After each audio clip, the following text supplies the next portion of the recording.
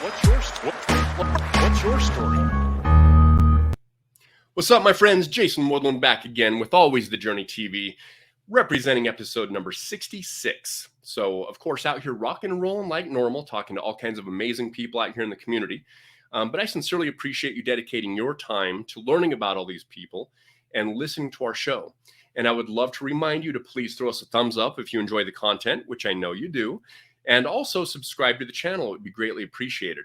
That way you can also get notifications on when the next interviews are up and running. Also, today is my favorite day, Friday the 13th. So thank you very much for tuning in.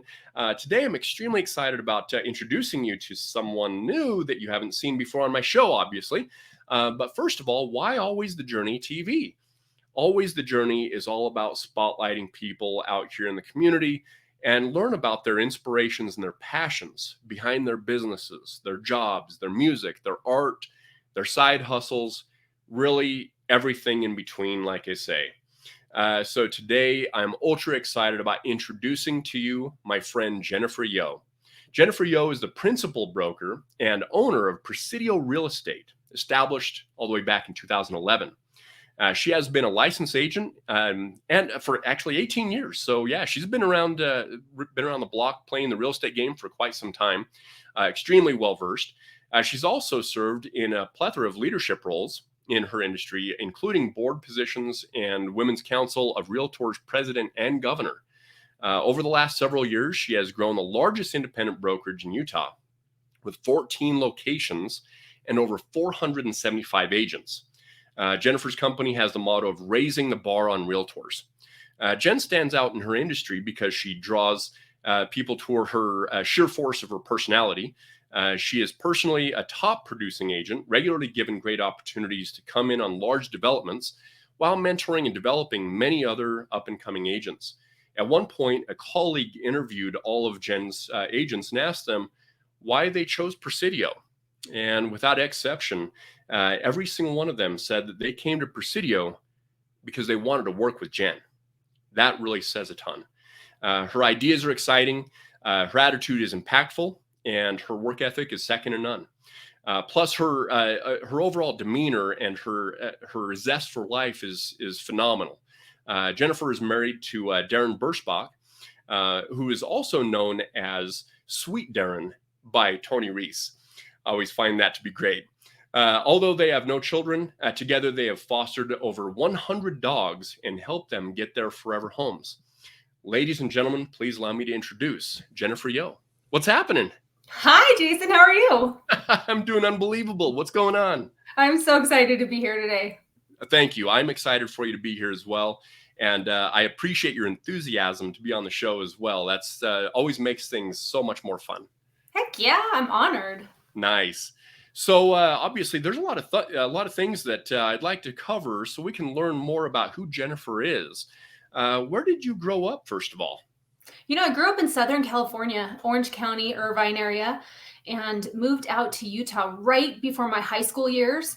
And I've been here ever since. Nice. So what brought you to Utah? My dad's job got transferred. He worked for the government, so we moved around quite a bit. Okay. Yeah. What would you say was the toughest thing that you had to deal with going from California to Utah before high school? Leaving my boyfriend. Of course. Toughest thing at the time, right? No, I think I was really lucky because I have a twin sister. And so switching schools, I think we switched schools 10 times in my elementary years. And I at least had a friend to go with me to every new school. So it wasn't too bad for me. Wow. Yeah. 10 times in elementary school alone? Yeah. Isn't that crazy? Wow. Yeah. So was it in different states or was it just 10 times around California? We lived in Colorado at one point, but mostly California and then Utah as well. So. Okay, cool. So then you got to go to high school in Utah then, right? Right. What high school did you go to? Well, I went to 2 high schools. So we went to Mountain View in Orem, go Bruins. And then we also went out to Springville High School, go Red Devils. All right, cool. Yeah. And what was the high school experience like for you? It was a lot of fun. I mean, I think I'm one of those people that likes to get along with everybody. So I'm not very cliquey. I like to make friends with everyone. So it was a lot of fun for me. I enjoyed it. Nice. I also enjoyed high school. I was maybe a little bit of a troublemaker here and there, Sure. but I loved high school, and I actually had one of the best track records in terms of not sloughing. In fact, I could count on one hand how many days I missed in all 3 years. I'm impressed. And it doesn't really surprise me that you were a little bit of a troublemaker. But the thing is that I always got my homework done and I always showed up to class. Now the teachers might not have been so stoked that I showed up to class all the time. They're just like, "What is with it? I don't get it." But that's funny. Were you involved in a lot of extracurricular activities? Not a lot. I did play basketball in my junior and sophomore year, and that was fun. But uh, you know, played piano, did things like that. There was not a ton. Okay, Yeah. because your outgoing personality, it strikes me as someone that would have been involved in like all the things, sort of like what you're involved with now, huh? No, I think I was just more super gregarious and hung out with people constantly and just had a lot of fun. So That's awesome. yeah. So the on picture day for the seniors back in high school, it's funny because I wasn't involved in many extracurricular activities, but what I did do is run around to all the different groups and get myself in the pictures of all the different teams and all the different groups. And You invented photobombing. It was I you. think I did. Yeah, That's so, I mean, awesome. I was in the picture of the chess club and the Calvin and Hobbes club. I mean, clubs I didn't even know existed. That's amazing. And of course, they caught on and they got sort of bummed out, and then they retook some of the pictures. But I think I'm still in about 25% of them in the yearbook. So that was Well done. Way to make yourself seen. exactly. So, what did you do when you graduated high school? What was that path like for you? Yeah, I went to college at it was Utah Valley University. I mean Utah Valley Community Center at the time, and then changed to UVU. But I went to some college there. I majored in communications and marketing, and then and also minor in computer science because that's what my dad did. So I was like, well, I got to learn computer science too. And I got an associate's degree. I never went to a bachelor's degree, but I got married between that time. And that was when I just started feeling like I needed to work. We bought our first home together, and I dropped out of college and started working, and I started sales with my brother at a RV and car lot. So I was selling big RVs and cars. And then I got a great job at a PR firm with communication. So I was really excited about that. And it was a high tech PR firm. So I got to learn a lot about, that industry, and that was really fun for me. God, that's really amazing. So, out of the two things that you studied, of course, PR and marketing, and then computer science, which one did you enjoy the most out of those two? I'm kind of nerdy, so I think I like computer science the most. That's really But cool. my personality fit with the marketing and the communication, so I don't know. Well, it doesn't surprise me at all. I mean, you're definitely an extremely talented and sharp person. So to know now that you also have like this background in computer science is really cool and intriguing, but doesn't surprise me. So that's Thank really you. cool. Yeah, Thanks. absolutely. And then of course having that study of marketing, I mean, it's now definitely very fitting with such a phenomenal job you've done with Presidio, which we're going to talk about here in the next little while. But yeah, so you went to work for an RV sales place. In my opinion, one of the best things you probably could have done at such a young age is really getting a granular understanding of sales. Absolutely. I learned so much doing that. Wow. Do you have anything specific about some of the maybe more detailed lessons you learned during that experience? Well, it was kind of interesting. I ended up being one of the top women salesmen in the state for RV sales. Um, I just think relationships come easy for me. And so it's like it's ingrained in me to just create a relationship with people. And so that was, rather than sell, sell, sell, it was just like, hey, what are you looking for? How can I help you out? That kind of thing, and get to know people and understand what their goals and motives are to buy an RV and things like that. So it was really fun for me to learn that side of, sales, but really realizing that it has way more to do with relationships than it does sales. 100%. Yeah, Anytime I talk to people about sales or do sales trainings, I talk to them about that same thing as well, is that you have to, first of all, care about people, right? absolutely. If you don't care about people, you can be temporarily successful in sales, but in the long tail, it's going to be a rough ride for you. Very true. 100%. So approximately what year was that when you were selling RVs? I would say 2003. Okay. Yeah. Okay, cool. And then what did you transition from selling RVs? What did you do next? I went to that PR firm That's right. where I was the online research manager, and we had high tech companies like Symantec that does Norton antivirus and stuff like that. And I would have to research all the internet all day long to find out where we've been noted at the time. They didn't have software back then that did that.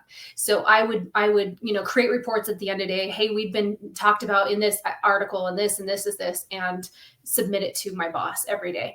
And it was a lot of fun, but it was also, kind of behind the scenes, and my personality felt a little stifled. And so at that job, there was a girl there that we sat in the basement together, and we would just joke around and make and goof around. And I remember one day my boss came down and really got mad at her because I was a little bit like a rule follower, but I love to have fun. Yeah. And so I was like laughing, but I'd get my work done. And well, the boss came down and basically fired my friend. And I was like, oh my gosh, this is terrible. Well, my friend ends up calling me and saying, Jen, you got to get in the real estate business. You got to get in real estate. I just got my license and this is what I want to do. And I was like, I have a great job. I have a great career. I'm not doing this. I want to stick with PR. And she begged and begged and begged, and for months. So she finally beat me down enough for me to go, fine, I'll get my license and do it on the side, like a lot of realtors do, Yeah. And that's kind of how that transitioned into real estate. Interesting. What Yeah. year was that approximately? 2006. Wow. Okay. Yeah. So during the wild, wild west. Oh, yeah. And it was a great market. So that's why she was like, you got to get your license. You got to get your license. Yes. So tell us a little bit about your experience as you were transitioning from PR to real estate, and especially during that time. We're talking about right before the Great Recession. What was that experience like before that happened?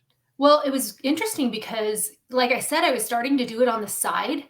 And so she'd work during the day, and at night I'd show houses and things like that. And we started to have a lot of success together.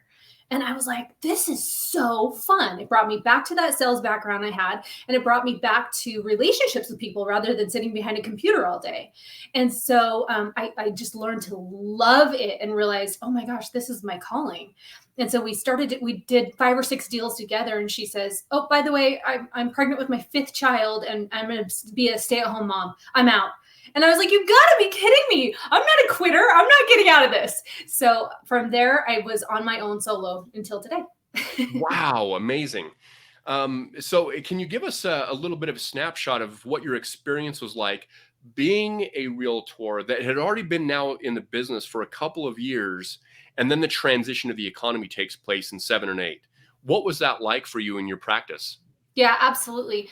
I had gone through a divorce with my first husband, and I was kind of enjoying the business, and I thought it was great. But I was at a brokerage that kind of was a little bit like, good luck, you're on your own, you're an independent contractor. So I felt a little bit out on an island that didn't have a lot of training or coaching or anything, but I was determined to learn everything I could and be the best that I could be.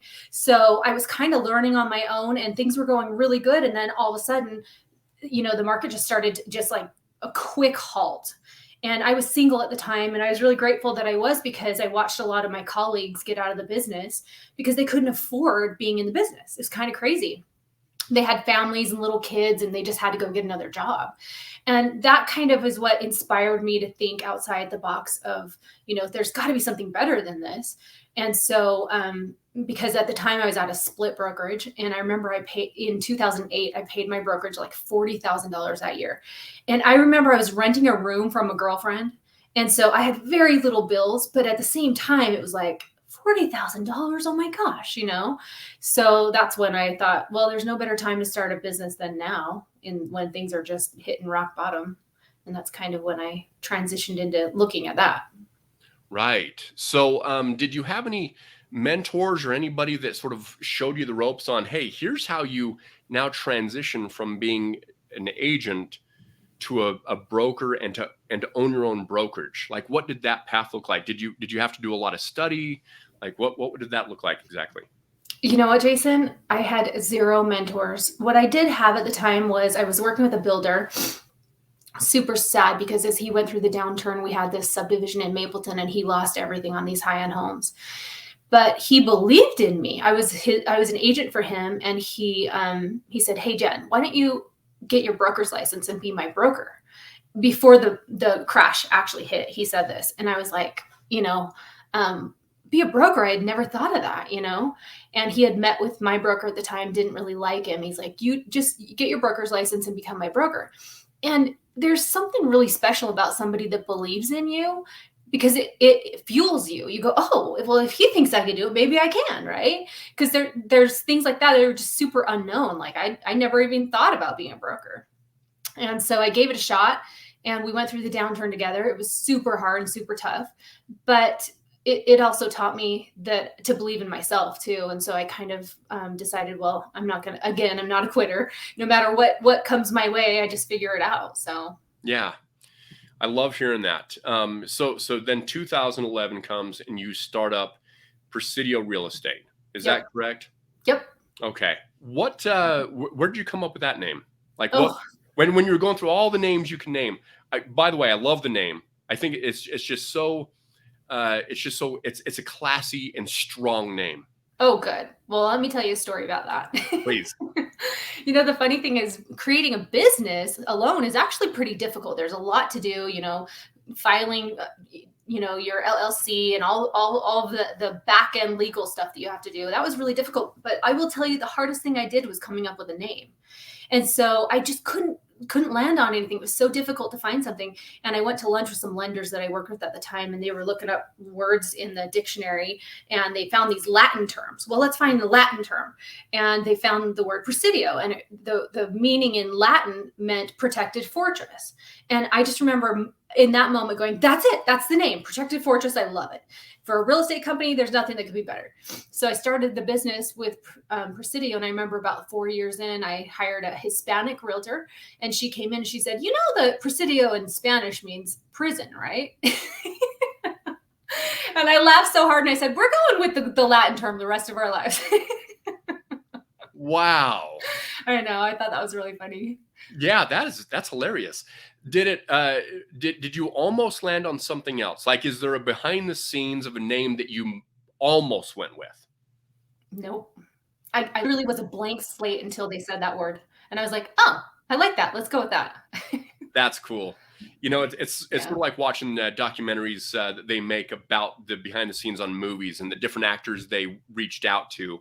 And we were watching one on Back to the Future recently, and apparently Michael J. Fox was not the original Marty McFly. Oh, how funny. And I was dumbfounded. In Yeah, fact, of course. they recorded for 6 weeks with a different Marty before they said, "This just isn't working." Oh, Can you believe that? that's funny. Yeah, so it's sort of an interesting tidbit. Anyway, Yeah, for sure. yeah. So okay, cool. So Presidio, then you start rocking and rolling. You've got a background in PR and marketing, so you start building. In the early days, what were some of the biggest hurdles you had to deal with as you were starting to create this new entity? Well, the very first one was I was dating my now husband, Darin, Sweet and Darren. he helped me go clean out my office from my previous broker. And I remember when we pulled up to go into the office to clean out, my all my stuff, the doors were locked. They had, made it so I couldn't get in anymore. And I was super discouraged because I was trying to do something great for my life, and it felt kind of like, we don't support anything you're doing mentality. And yet I understand that now as a broker. But I remember I started to get super discouraged, like, what am I doing? What am I thinking? And there was an agent there, let me in, and we went in, moved stuff out, and I sat in my boyfriend, which now husband's car, and I started to cry. And he said, "What's wrong?" And I said, I don't even know what I'm thinking to start this company. I can't even afford a printer. And I realized at that time, I'm trying to start a business in the worst time ever when everyone's been hit financially. And I couldn't even afford a printer and I'm starting a company. And I remember at that moment, he said, well, I'll buy you one. And I thought that's super cute for one, but my really strong woman came out. I said, no, I'm going to do this on my own. But that was the first hurdle was trying to start a company at ground zero and realize that there was nowhere to go but up from there. And that's what I did. Yeah. So what did you do to afford the printer? I hit the What was the streets. deal? Yep, Rocket? I hit the streets. I learned REO so fast. I was like, I'm going to be an REO. I started going on all the REO conventions and learning how to sell, foreclosures and things like that. And I got quite a few of them, thank goodness. And that's kind of what started my building and realizing that I could, any market that comes my way, I can shift and make it work. So Nice. yeah. So for as a message to other people out there that are really just trying to go out on their own, regardless of what kind of business, or they're just feeling sort of stifled in their world, what would you say is maybe a piece of advice that you would provide to that person? For one, I think you got to believe in yourself. And like I had that builder that believed in me. It's always great to have other people believe in you, but you really have to know your own abilities to overcome trials and things like that, and believe in yourself. Once you get there, it's kind of like anything that comes your way, you can just hit it out of the park. So Yeah, I definitely agree, and I think that for people like us who are a little bit more like A-type personalities, we're sort of go-getters, like just from birth almost. Is there any particular strategies you think are important for someone to maybe take to help them start to believe in themselves? Do you think that there's maybe a path or a process, or do you think maybe it's like books that they need to read? Like, what is your take on that? I think having a positive mentality about everything in your life and trying to find what the lesson is you're supposed to be learning, that really shifts your mindset into overcoming things rather than when the rain falls down on you feeling beaten down, thinking instead of thinking, oh my gosh, this is going to bring the flowers tomorrow morning. And so changing your mindset to a positive mindset is really truly what gives you that fire of I can get through anything. Yeah, I definitely agree with that, and I appreciate your perspective on that because, as things change in the world, and especially this last 2 years has definitely been a tough road for everyone on some level or another. And I think that the story of optimism that we tell ourselves, because I call myself an eternal optimist, and it doesn't mean that I wear rose-colored glasses and not think anything's wrong or problematic, but it's a matter of saying, you know what, there are things wrong. There are things that are problematic, or it could become problematic. And it's about saying, I have the power to think differently, to try to make tomorrow a better day. And if I can't personally, to help find the people who I believe can, so we can work as a team to make things better. Absolutely. That's beautiful. I love that you have in your mind ability to reach out to your resources and say, hey, if I can't do this, I know people that can. Exactly. And I think that I think everybody has got some kind of a network, and I think it's important for them, whoever's listening to this, even if you've got 5 friends, those 5 friends might potentially have the tools to help you move that dial to that next level, right? Absolutely. Awesome. So obviously, I mean, you've got extreme smarts, you've got a work ethic, like your bio even says, second to none. I mean, you are a hustler. You're rocking and rolling. What do you think is one of those major drivers that gets you up every single day, and for you to say, you know what, I'm going to take the world by storm, no matter what? I think I have a slight addiction to accomplishing things. If I have emails in my inbox, I look at every one of those as a task, and I got to get through those today. And there's this sense of like accomplishment when you're done. You're like, oh, I did it. I finished that. And so I have this addiction to accomplishing things and achieving things, whether you want to call it success or not. It's just, to me, it feels like success. So I think that's kind of the number one basis of that. But my parents instilled work ethic in me from an early age. My dad was a hard worker. My mom was a hard worker. And we never got anything for free. I mean, I came from humble beginnings, and it was you work for it mentality. I remember when I was in the dating scene, started dating at 16. My dad's, every time I'd say, "Hey dad, can I go out with this guy?" He'd say, he had this old 65 Chevy Nova. He'd say, "Go sand the Nova he was repainting it. Go sand the Nova for an hour and then you can." And so I'd earn these things, and he was kind of joking around, but he knew, like, he taught me I'd have to earn my rights of passage, And so it was great for me growing up to learn that, good things come from me working hard for it. I love that. Yeah, it's really about literally just taking action. And some of those actions are going to work and some are not going to work. Right. It reminds me of a story of my great grandfather on my dad's side. So my dad's grandfather, of course, that generation was just sort of a, nose to the grindstone, work hard, no matter what, 12-hour days was working part-time kind of attitude. And I wouldn't say helping because I was tiny. I mean, I was like, 7 years old or something. And I was at a construction project that my grandfather was working on. And I was standing there, and as a little kid, and he said, "What are you doing?" I said, I don't know. He said, "Well, do something." I'm like, "Okay." He goes, "Even if it's wrong, just do something. Get a shovel, like move, even if you're playing like just do something, act." And I'm like, oh, just really intimidated little tiny kid. But it's true, because the thing is, we're going to have our ups and downs. We're going to make decisions that work. We're going to make them that don't work, and you just recalibrate. Yeah, it's so true. We live in a culture of, some of the youth are bored, and they don't know what to do with their time, and they're looking for somebody to entertain them or do something for them, rather than, like your grandfather taught you, do something. Yeah. Get up and entertain yourself, or figure out something that keeps your mind occupied. Yeah, exactly. And I love that you tackle the day by looking at every single thing as a task, like even your emails, because emails can be daunting. If you wake up in the morning and all of a sudden there's 42 emails, and you're just like, "Wow, okay, Yeah. let's get this party started," right? Yep.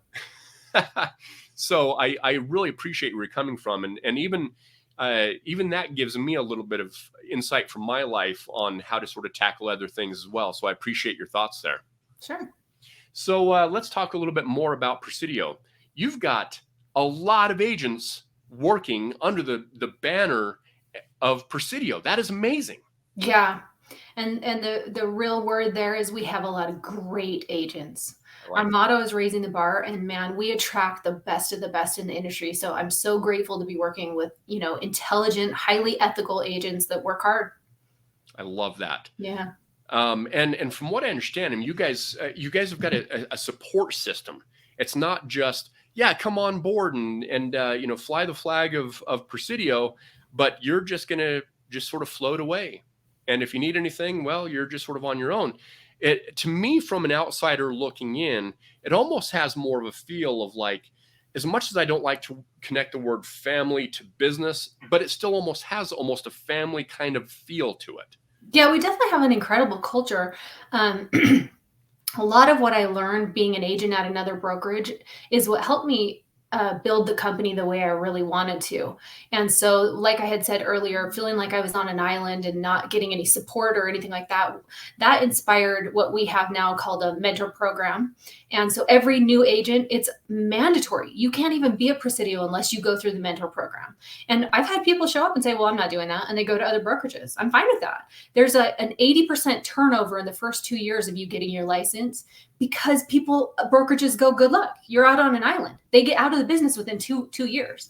So we have a proven track history of agents actually producing and making great money in the first 3 months of their business because of our mentor program.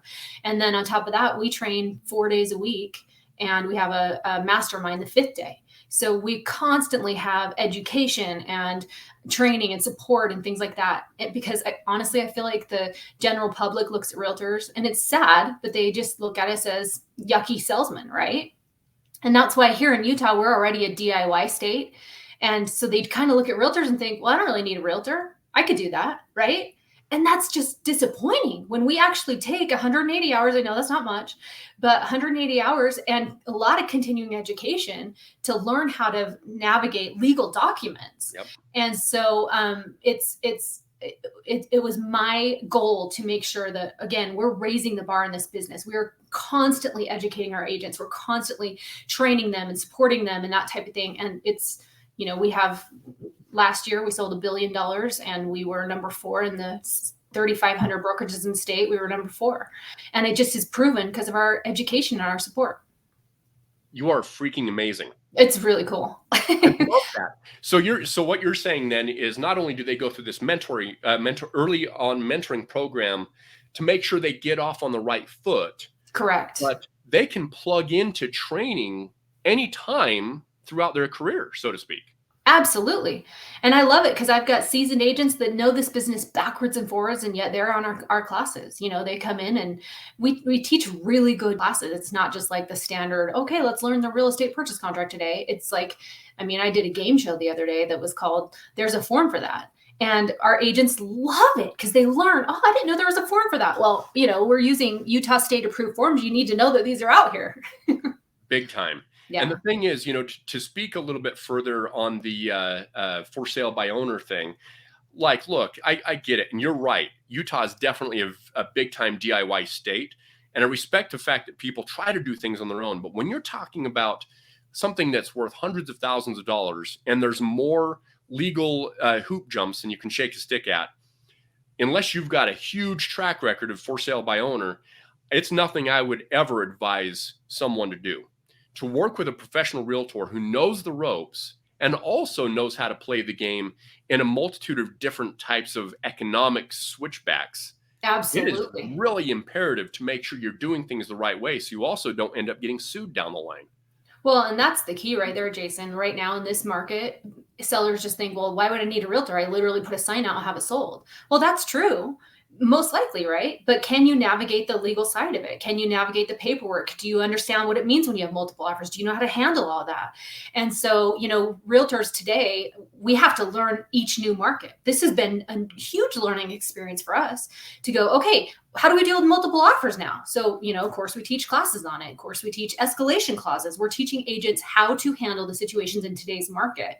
When 2020 hit and COVID hit, we were teaching people how to overcome that mentally, that mindset of, oh my gosh, nobody's going to buy, nobody's going to sell, because that's what happens is people get into these negative mindsets of, is this 2008 again? And you have to stay relevant. You really do. Yeah, absolutely. And the thing is, too, is that, sometimes people think that, well, if they make all the money, that everything is going to be okay. Well, there's a problem of not enough money. And there's also a problem of too much money because the problems become different. Well, it's the same sort of situation with you're not getting any offers or you're getting too many offers.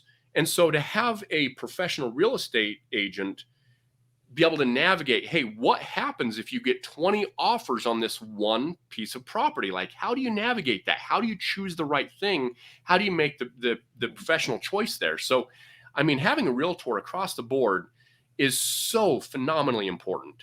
Yeah, I couldn't agree more. So let's talk a little bit about geographic locations of Presidio. You've got offices all over the place, which is really amazing. But let's say someone in Logan needs your service. Let's say someone in St. George or Tooele or Park City or Heber. Do you cover the entire footprint of Utah? Tell us more about that. The entire footprint, we do. We're from St. George all the way up to Logan, and even right over the border, we have a location in Idaho. Okay, that's phenomenal. That's good to hear. So if someone wants to work with you or one of your agents, what is the best way to get a hold of you guys? We have a number. We have a corporate phone number that they could call us at, 251-MOVE. But we have locations and brokers that manage every single location. So if you specifically want, I'm looking in Sandy, we have a broker up there. She's fantastic. And they can just Google us and you'll find that location and the phone number for that location. Awesome. Yeah. And I'm assuming your website's also a pretty good location for them to find you? Absolutely. All that information's on there too. Awesome. And I know that there's a lot of really great realtors that can cover a pretty wide swath of land, so to speak.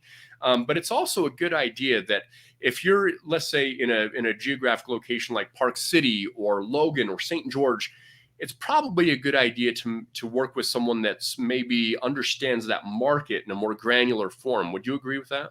Absolutely. In fact, when it's really common for agents to feel like, oh, I work in Utah County, but I have an aunt in Logan that needs to sell their house, and try and want to make that commission. We understand that, but in the same sense, we really discourage them trying to learn a market that they don't know just to make a commission. So we have locations for that reason. Refer to someone up there that knows that location and get a referral fee. Nice. Yeah. And then also, if there's a realtor that's currently watching this and they say, gosh, you know what, I'd like to join their team. Is this also the best way to go to the website to learn more about the process of becoming a realtor with Presidio? Yep, we've got a page on there that talks about, being an agent with us. We've also got our education on there. If you're an agent at another brokerage and you just want some extra education, hop on there. We welcome all agents to watch our education because we're raising the bar in the industry. So we want everyone to be educated, not just our agents. You're freaking awesome. Like I said, I love what you've created there. This is extremely cool. Is there anything else about Presidio that we need to know before I move on to my next question? No, there's nothing else you need to know. All right, cool. So you've got a passion for helping animals. I just want to learn a little bit more about that. And I think that my viewers will also appreciate that. This is really amazing. So you've fostered and helped find forever homes for over 100 dogs. Mm-hmm. Can you tell us a little bit more just about where that passion comes from? Well, I've always loved dogs. Not to say I don't love other animals, but dogs just have my heart. And so, thank goodness my husband feels the same way. Because when I married him, I was like, "You're good with dogs, right?" And he's like, "Yeah." So we one night we got on the internet. We found this dog that was in a shelter that had been hit by a car and lost his leg. And so, starting a new life with only 3 legs. And we just sat there and thought, oh my gosh, we've got to help this dog. We've got to help this dog. So we called and asked, what can we do? And they said, well, you could foster the dog until we find it a forever home. And we're like, this is brilliant. We'd love that. So we went out to Tooele, picked up the dog, brought it home. And my husband slept on the floor with it that night because I know, cute, right? Yeah. Because it didn't know how to walk yet. It hadn't learned to walk with just 3 legs yet. And so we just kind of learned to gain such a relationship with these dogs and so much love that they give to us and we can give to them. And the feeling of finding a home of somebody that was like, I want a 3-legged dog, right? Yeah. Was beautiful. It was so amazing. And so we just learned to love it so much. And we just kept calling the rescue groups and saying, what can we do? What can we do? We want to do this. We want to help. So it was really fun.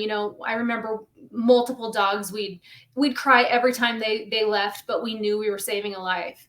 And so we had one dog that came and he was perfectly trained, perfect dog in every way, beautiful, fun, everything. We couldn't figure out how somebody could give this dog away. And yet I think what happened was maybe the owners died or something because there was nothing wrong with this dog. So we ended up adopting him ourselves. So we kept him for 5 years and we would foster a little bit here and there with him. And he passed away last year. And so we're kind of in that phase again of like, okay, let's start fostering again and we'll find our forever dog too through the process. But in the interim, we get to see a lot of dogs that get forever homes and don't, we get them from the kill shelters down in Arizona and stuff. And the dog that we ended up adopting, he was on the chopping block, for lack of better words, to be killed. And he was perfect. And so my message really here is, you guys, there are incredible dogs to be adopted out there. I think a lot of people are afraid of dogs that might have bad personalities, not be good with kids, those types of things.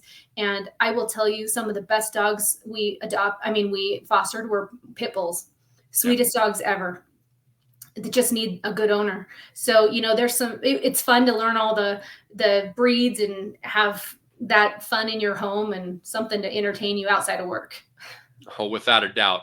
And the thing is too, is that all dogs, they've all got their own little unique personalities. Oh yeah. And then it's fun also to be able to see the different personalities that are a little bit more breed specific, sort of like the pit bull, they've got this like unbelievably wonderful personality. And then they've got this sort of stubbornness about them that can be Sure. just so funny and just hilarious. So true. Oh my gosh, that's amazing. So the next thing is you got to participate in a reality TV show, but it was on a yacht. Do I Yes. understand that correctly?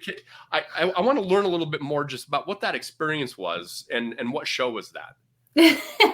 It's called Below Deck, and if you've seen it, it's a lot of drama from the crew and the captain and stuff like that. But thank goodness there's not a lot of drama with the guests, which is what we were. So we were just there to enjoy this 5-star beautiful vacation. And I had hit my 10-year anniversary owning Presidio, and I thought, oh my gosh, we have to do the biggest, best trip we could possibly think of. And we loved the show. It was so fun to watch. And so I kind of reached out and said, how do I get on this boat? And they said, well, we can get you on the boat. Here's how it works. And, we signed up for it, and we got to go enjoy this 10-day trip there. It was through COVID. So they made us go and quarantine on St. Kitts for a few days before we got on the boat, which was actually kind of fun. And yeah, but it was a great experience. We loved it. Wow, that's amazing. And so it was 10 days on a yacht. Yeah. And you just got to chill, and then there was just video cameras that would just sort of follow you around a little bit then, huh? Yeah, and you kind of forget that they're there because you'd see the film crews through some of it, but then they go running to the kitchen where the drama's happening, right? So you kind of get the sense that you're on your own vacation. You don't really think about the cameras that are up on the ceiling. And so you're sitting there having a good time with your friends and goofing off, and you realize they put that on the show, and you're like, oh. But it was a lot of fun. We were glad we did it. Yeah, I bet. That's definitely got to be interesting. And right during COVID. So was that 2020 or 2021? It was 2021, but it was St. Kitts, and they were still pretty shut down on the island, which was so sad to see the hotels and stuff like that had 10 visitors there, these 5-star resorts that had 10 visitors. And it just kind of broke your heart. And the people were begging, what can we do for you? Trying to take such good care of us, looking for tips and stuff. And it just kind of broke your heart. Yeah. Yeah, that's the thing that's, I thought actually about that in 2020 when things started shutting down, is that you've got a lot of these, wonderful, beautiful islands, and their predominant economy is based on tourism. Yep.